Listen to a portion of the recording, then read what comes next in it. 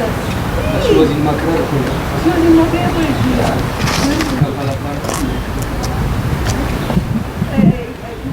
This is they did. I can show you. This is they are the one did by their subject. Wow. And where is this? This is in Juba. In Juba. Yes. This has to be in Uganda, isn't it? Eritrean Ugandan. Soon it will be Ugandan. Already in our kids starts. Yes. I have an experience. My kids went to Eritrea. By that time, my mom was alive. So after 2 weeks, they said, we miss home. Then my mom, she doesn't know English. Yes. She only knows Italian, little enough because of we are, colonized by Italians. Yes. Then she asked to my nephew, what they are saying? No, they miss Uganda. I mean, they miss home. What does it mean? We miss home. My kids, this is your home, no? Uganda is our home. So our kids are here, it's their home. They born here, they cannot do anything. So, just to give you a brief introduction about the Eritreans, but why we are here? If you really ask Kanu Edis, many Eritreans, there are two groups of Eritreans, they are refugees. This refugee, do you know they cross Ethiopia, they cross Kenya, then they come to Uganda. Why? Because they know the peace and stability of the country, number one. Number two, a very friendly people. Me, because of my job, I have visited more than 35 African countries. But sorry to say that, I don't mean that other African countries, they don't welcome, but Uganda is the most welcoming people and friendly people. And then the other group are investors. At this time, thanks to His Excellency and thanks to his party and thanks to Ugandan people, this country is very stable. A country to be stable for the last 40 years is very difficult. We have seen what will happen in the last 20 years in East Africa, Horn of Africa, in Eritrea, Ethiopia, Somalia, all the Great Lakes region, even this side. That's why we are here. Everybody, whether I'm here 28 years, maybe 25 years, maybe 10 years, we are all feeling like our home. We are happy. Really, to tell you the truth, at this time, if you ask where you from, any investor, some of them are Eritrean Americans, from Europe, from Home Direct, from Sudan. Because of the peace and stability, they are investing a lot of money. Wherever he has money, if he has 1 million or 500, he wants to invest it in Uganda. And this, what I'm saying is from my heart, and everybody here, he has the same attitude. And I don't think so, the way I've told you, my kids, they said, my home. Yes. My home. This is their home. I'm going to show you at last one picture. When my daughter was graduating in America, her first degree, I was there, 2021. Yes. They called her Arsema Tesfalem. She came with the Ugandan flag and the Eritrean flag. And then, what was surprised me, a Ugandan man, he has 2 kids graduating in that very day. Both of them, they don't have even the flag of Uganda. I'm sorry to say that. Maybe they forgot it. I know that many Ugandans don't know that Uganda is a pride. So then they take it for granted because it's their home.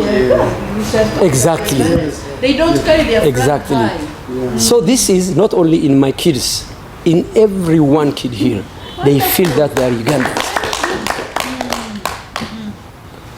Of course, as everybody mentioned it here, we are here indifferent. The good thing, Eritrean investors here, they are not only in one, maybe hospitality or maybe are trying to do every sector here.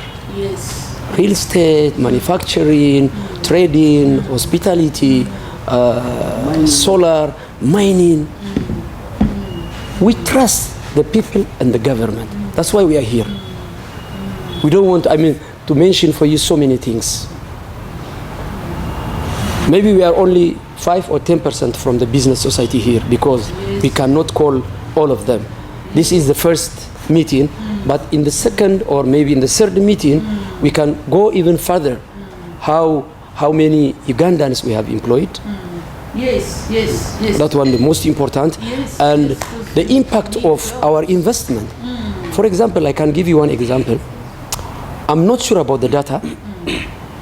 The last 20, since 2006, since South Sudan was, okay, like 70% of the export to South Sudan is Eritreans. Wow. 70%. 70% export Let's say if there is $20 million a day export to Sudan from Uganda. from Uganda, Yes. it's about 12-13 million is Eritreans. They buy all Ugandan products. Yes. How we are putting a lot of foreign currency to Uganda? Imagine. So about 70% the export to Sudan is by Eritreans. Eritreans, but importantly from Uganda. Yes. So Eritreans exporting from Uganda to South Sudan. Ugandan 70%. Yeah, this is not exaggerated. Yeah, this all the soda, all this one is exported by our people. Our people. Nice. That's why maybe We have storage there in South Sudan. We have facilitation, distribution line. So that's what we are here. And secure our money, we bring it to Uganda. that's why even there was a sometime it was not a big problem, but it was a big concern Yes. for URA people because all the money has to be transferred in dollar to Kampala, and then you have to buy the rice, the sugar, and everything. Even from the rice, the imported one, re-export, who is gaining? The Ugandan government. Our government there is a hard currency, a big hard currency from that. So that's why when millions of dollars is coming to their account in Kampala, you see those Eritrean businessmen, they have account in Juba, South Sudan, Yes. and also they have to open an account here just to facilitate for their buying stuff and Yes. export it. So at one time there was a lot of problems and confusion with URA. 16,000. URA was why all this money, but that money is coming from South Sudan coming and from then South buying Sudan. Ugandan Ugandan products products, and then yes. exporting it. And that's why now I get the reason why we are not among countries that are suffering with the yes, Foreign currency, yes. and the shortage of dollars. In Yes. particular. Yes, I was told by one of our local investors, Mr. Umar Mandela, we call him Mandela, Mandela, yeah. the one of City Times.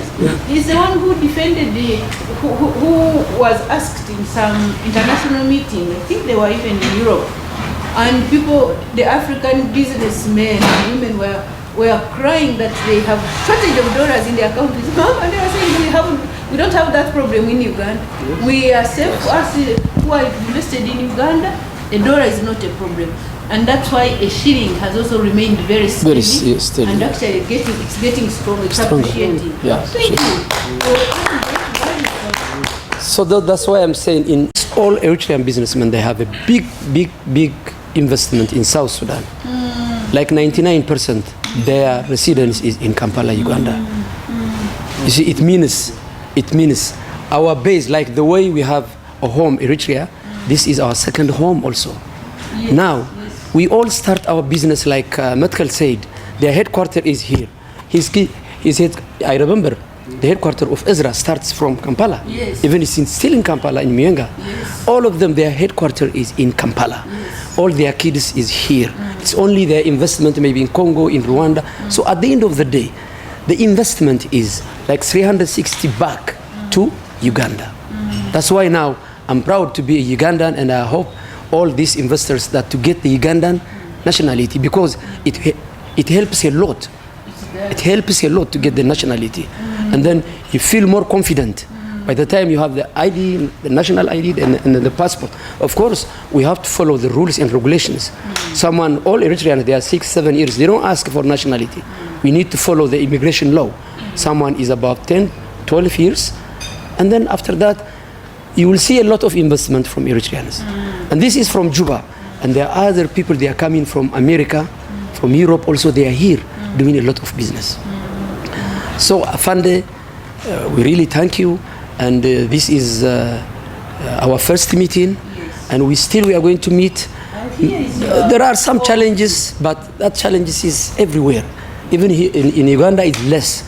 You see challenges in land, there are so many Eritreans before they come to the right person. For example, if they come to me, I will advise them come to Israel, to all of this business, they know these guys.